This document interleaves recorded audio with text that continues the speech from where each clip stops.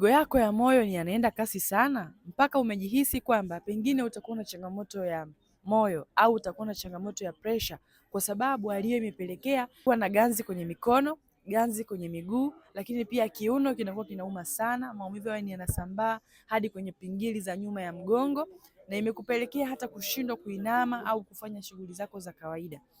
Changamoto ya acid reflux inapokaa kwa muda mrefu sana huwa inaenda kusambaa sehemu mbalimbali za mwili, kwa sababu utendaji kazi wa figo, kongosho pamoja na ini huwa unapungua zaidi, na hivyo huwa inaathiri hata mzunguko mzima wa damu. Ndio maana unamkuta mgonjwa ambaye anapitia hii changamoto pia anapata hali ya uchovu sana hata kama akiwa hajafanya kazi yoyote.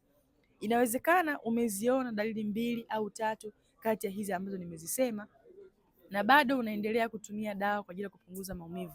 Niko hapa kukuambia kwamba utakuwa unapoteza muda.